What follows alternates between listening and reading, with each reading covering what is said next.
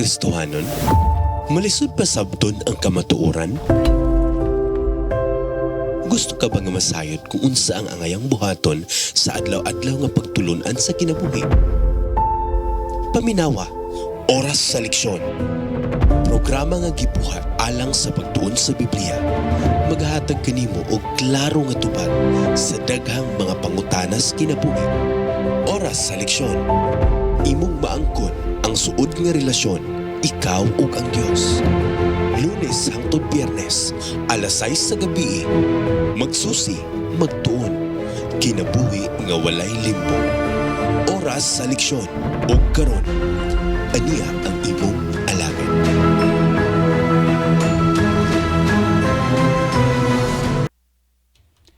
Mayong gabi kanatong tanan, mga kapaglaom. Welcome kamo sa tuang series, sa tuang pagtuon, sa tuang lesson study matag gabi. Live ta karon sa Facebook, YouTube og sa tuang 106.8 radio sa Paglaom. Malipayong gabi sa matag usa kanato mga kaigsonan og aniya na usab kita karon nga kagabion sa tuang programa sa oras sa leksyon. Diin atong tun-an og pamalandungan ang pulong sa Dios nga maghatag kanato og paglaom og giya sa matag adlaw. Ako usab nga ipaabot ang dako nga mainiton nga pagpanimbaya sa ato nga makaigsunan diha dapit sa Moncayo District nga gidumalahan sa ato nga pinalangga nga District Pastor, Pastoraso, o sa ato usab nga mga kaigsunan labi na diha sa Union Church, sa mga De Los Santos family, o usab sa ato ang mga kaigsunan diha dapit sa Diwalwal. Kumusta kamo dinha? Ito ang mga listeners diha ug mga viewers nato. Hinaot nga naamo kanunay sa mga maayong panglawas. Ako usab nga itimbaya ang ako karon nga asawa, naminaw karon nga gabi sa tuang pagtuon sa tuang lison. Hinaot nga naakas sa mga maayo nga panglawas, darling. Nindot kayo makaigsunan nga diin kita magkahiusa sa pagtuon sa mga pulong sa Dios. Kauban usab nato ang ato ang pamilya, ato mga kabataan, o labaw tanan naa kanunay ang presensya sa tuang buhi nga Dios. Boy no mga higala, sa dili pa kita mo padayon sa unahan, ako usab nga itimbaya ang ato ang mga viewers, mga listeners na to, sila Shi Chai o sila Analisa Tiliros, ato ning mga viewers na to, mga listeners na to, makaigsunan sa to ang programa. Kumusta usab? Ato ang maigsuon, langging Solitario Ringel, si Ye Chengo. Pasensya mo makaigsunan ha sa to ang pagbasa sa inyong mga pangalan, ay dili kayo ko familiar. But anyway, ato ra gyud ipaniguro nga makumusta mo namo diha sa kanginan. Emmanuel Luchi, kumusta igsuon Emmanuel? Ligaya Im Salilin Florami Bandalan Uyanggurin og Elsie Bunda Bibi Aporbo Bargaminto, Brian Orico Rasugo, Florami Bandalan Uyanggurin, Jisrael Makalua Daon. Ako ning anakon, no? Nga diin sa gihapon mga pinalangga nako nga mga kaigsunan, mga kapaglaom, nagasubaybay gihapon nining ato ang programa. Sila Dina Rimulta Ribukas o Bibski Corpus, Garcia Villanueva Vans, o Ritzel Villarba Abil Sidnaref, o si Mags Dasira. Mao ni ang ato ang mga viewers, mga listeners nato diha sa kahanginan. Boy no mga pinalangga nako nga makaigsunan, sa dili pa kita mo padayon sa unahan, ako tabog dapiton sa pagampo samtang kita magatuon ining ato ang suwito sa ato ang leksyon ining si manahona. Atong iduko ato maulos pagampo. Amahan nga langitnon, nining kagabion, magapadayon kami sa pagtuon sa amo nga leksyon. Adiin, imong ablihan ang among mga salabutan ug makasing-kasing, nga masabtan namo ang imong mga pulong ug amo sab kini nga makinabuhian, maaplikar sa among makinabuhi, nga malig-on ang among maayong relasyon diha kanimo samtang kami nagahulat sa imuha nga pagbalik. Panalangini ang amo ang mga listeners, mga viewers namo diha sa kanginan, hinaot nga ikaw usab magapakig-uban kanila. Unaaman karon sila sa dili maayo nga kondisyon sa panglawas, amahan, palihog imo usab silang ayuhon og panalanginan ang ilahang mga maayong panglawas aron nga dili makababag kini sa ila usab nga pagpaminaw, pagtuon sa imong mga pulong. Nini nga kagabion, daghang salamat nga imong dunggon ang among mapag-ampo. Kaya mo kining gisalig, gitugyan tungod lamang sa matam-ison nga pangalan ni Ginoong Hesus. Amen. Ang ato karon nga leksyon, mga pinalangga nako nga makapaglaom, naka-focus kini siya og aniini nga simanahona mahitungod sa unity through humility. Og ang ato karon nga hisgutan nga subtopic na nata dinhi sa Tuesday, January 20, 2026 nga naguluhan mind implant or mind surgery. Mga igsuon, karon nga panahon dako gyud kaayong kausaban ang ato ang mga teknolohiya. Tungod kay adunay mga siyentista nga nagtuon kung unsaon pagdugtong sa utok sa tao sa computer, nga ang tuyo mao ang pagkontrol sa atong hunahuna, ayuhon ang mga balatian o mga sakit o usabon ang mga kinaiya o mga batasan. Apan ang pangutana mga higala nini nga kagabion, kinsay nagkontrol sa atong hunahuna? Ikaduha nga pangutana, kinsa may nagprograma sa ato ang utok o sa atong hunahuna matag adlaw? Abi ninyo mga kapaglaom, ang kalibutan nagaingon, dunay sinultihan. Usba ang imong hunahuna ug mausab ang imong kinabuhi. Sumao nay sinultihan sa kalibutan. Apan ang Biblia nagaingon diha sa Roma kapitulo 12 bersikulo 2, kun do na mo'y mga balaan kasulatan diha sa inyong puloy-anan o sa bisan diin kamo karon na himutang, pwede na ninyo tan-awon mga higala kung naamoy mga electronic Bible.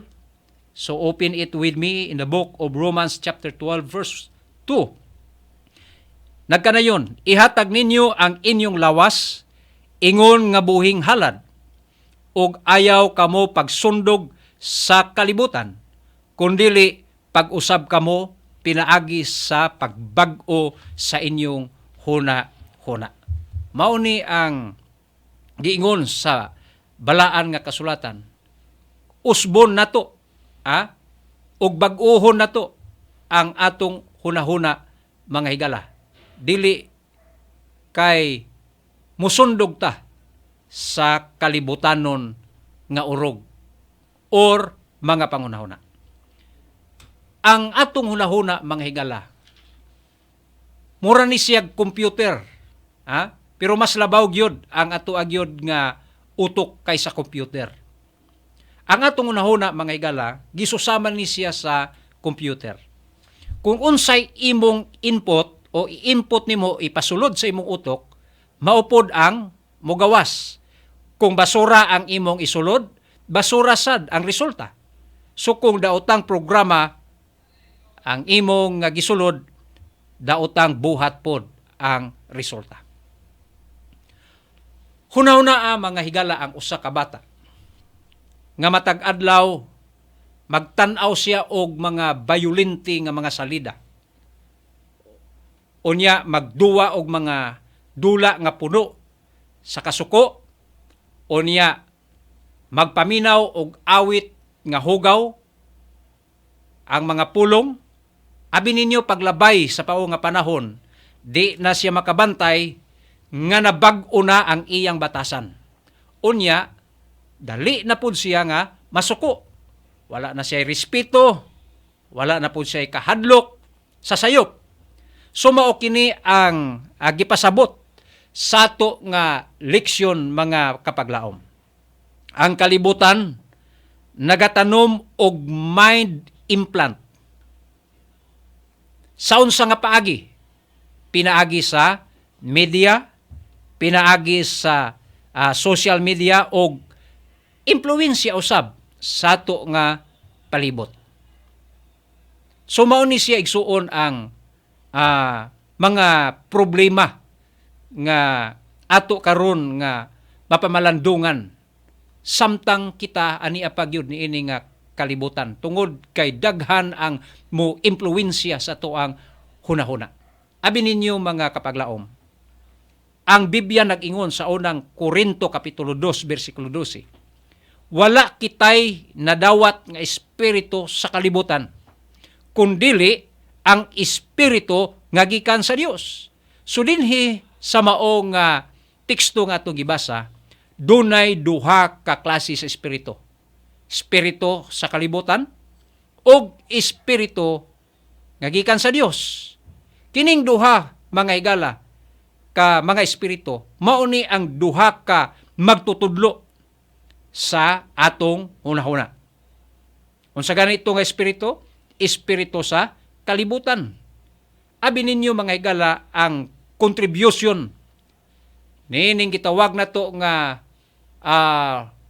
worldly things or spiritus kalibutan, mao nang kalipay nga unod nun, kahakog na ato nang gisgutan gahapon, hinungdan usab sa pagkabahin-bahin sa tuang iglesia tungod kay dunay gitawag nato nga pagkagarbuso, pagkahakog sa pagyudinha, ubay-ubaying na mga higala nga ato ang gisgutan gabi.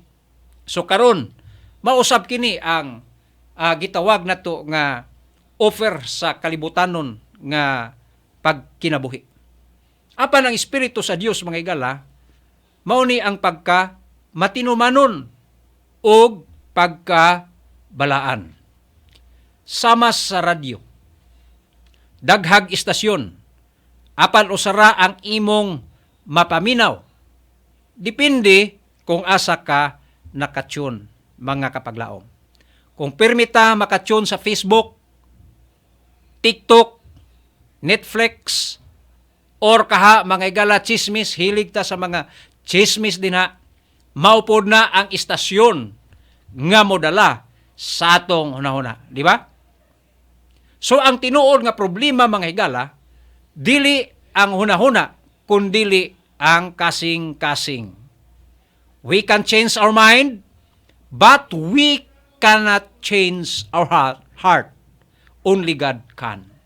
So ang Diyos ragyod maoy makatabang nato sa pag-usab sa ato nga hunahuna o sa ato nga kasing-kasing. Sa Jeremiah chapter 17 verse 9 mga kapaglaom, nagahisgot diha si manalag na Jeremias nga ang atong kasing-kasing malimbungon labaw sa tanang butang. You see? Imo makita mga higala kung unsap pagkadautan ang ato nga kasing-kasing. Ang tao makapatintal sa gawas sa balay o makapintal siya sa iyahang balay sa gawas aron makita nga limpyo. Apan kung guba ang mao nga pundasyon niini nga balay o puloy-anan, bisan unsaon og pintura mahugno gihapon. Mao nga ang Ginoo mga kapaglaom, dili lang kay mind implant ang gusto, kundili usab heart surgery. Pagkanindot mga kapaglaom, no? Ang Dios maoy mo unsay binisayaaning surgery, no? Siya ang moopera sa to nga kasing-kasing.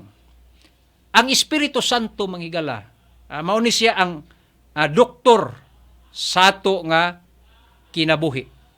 Ang Dios adunay espiritual nga operasyon. Kung naamoy Biblia diha karon, ablihi ang Hebrews chapter 4 verse 12. Kini nga teksto mga kapaglaom, sinati na gyud kayo ni nato. Sumala pa dinhi sa Hebrews chapter 4 verse 12. Ang pulong sa Dios buhi o gamhanan, mutusok hangtod sa pagbulag sa kalag og espiritu. Naliman mo niya na? Ang pulong sa Dios, ang Word of God is very powerful. Sama ni siya sa duha nga sulab sa espada. Mudulot yun, igsuon, sa kinauyokan sa ato nga kasing-kasing.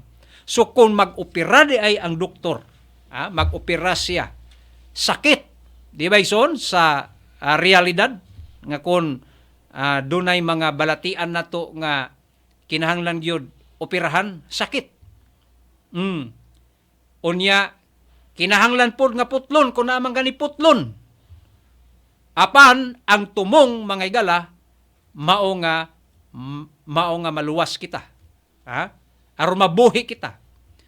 Usahay ang pulong sa Dios, mausab kana ang may tabo. Masakitanta, maprangkahanta mga kapaglaom, makurikta sa dili maayo nato nga binuhatan. Apan kana nga paagi sa Dios aron kita mamaayo, mahingpit, masinangkapan alang sa maayong buhat. Amen. Sa Pilipos 2:5. Importante kayo nga ang atong utok mga kaigsunan pasudlon yun nato sa Dios nun nga mga butang.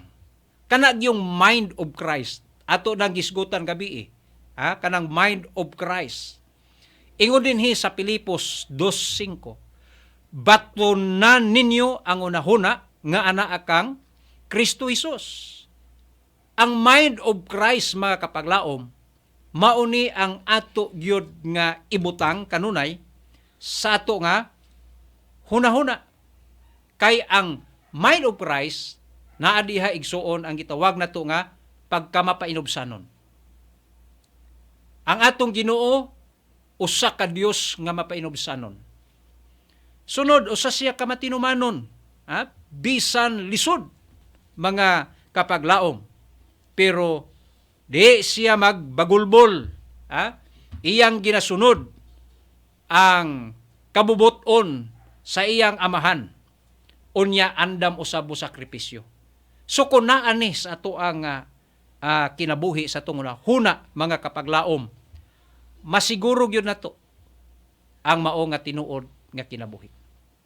Kung magisgot ta og tinuod nga kinabuhi dias panimalay, kung ang banaw og asawa adunay mind of Christ, mind of Christ, dili lang pride ang mangibabaw makapaglaom, doon nagyoy kalinaw, doon nagyoy panagiusa diha sa tong puloy-anan, diha sa tong iglesia, dili posisyon, kun dili serbisyo, kung mauna ang naa sa tong nahuna mga kapaglaom. Tunhay gyud ang dagan sa ato nga iglesia or sa ato nga pagbuhat sa bulhaton sa Dios diha sa ato nga iglesia. Because of that mind of Christ ba kaigsunan. Diha sa ato ang mga trabaho, kung magisgot ta diha sa trabaho bisag asa ta mga kapaglaom gipahimutang sa Dios aron sa pagbuhat, dili lang kay manikas ta, kun dili integridad. Mauni ang ato agyod nga batnan sa ato nga pagkinabuhi ingon nga kita mga alagad sa Dios. So unsa may atong mapamalandungon o pamalandungan karon nga gabii mga kapaglaom. Kung imong tan-awon ang Filipos 4 bersikulo 8 kay kini ato ang pagtuon padayon ning pagbasa sa mga bersikulo gikan sa to ang memory text for this week sa to ang lesson. Abil niyo si Pablo nag-ingon diha sa Filipos 4:8, whatever things are true, noble, just, pure, think of these things. Sa to pa makadaghan gyud na to nga hunahunahon mga kapaglaom, kun kini makaayo ba? Mo resulta ba ni siya og kaayuhan or makadaot? Mauna nga ato gyud ni ibutang sa to ang hunahuna before ta mo hatag og husay mga desisyon sa ato nga kinabuhi, huna-hunaon gyud nato sa makadaghan. Kung kini maayo ba? Kung kini makaigsunan noble ba? Just, pure. Ingon ni Paul, think of these things. Sama sa pagkaon, mga kapaglaom. Kung junk food pirmi, ang atong ginapasulod sa atong lawas, masakit yun ta. Masakit ang lawas sa dili madugay mga higala, kay makadaot ang junk food. Kung limpyo o sakto ang imong ginapasulod sa imong lawas, himsog pod ang mao nga resulta. So mauna mga kapaglaom, nga ato gyud hunahunahon sa makadaghan. So ang hunahuna kinahanglan pod og espiritual nga pagkaon, dili lang kay kalibutanon nga pagkaon kundi espiritual nga pagkaon. Mga igsoon, abi ninyo ang kalibutan nagapangutan na mahitungod ni ining gitawag nato nga mind implant.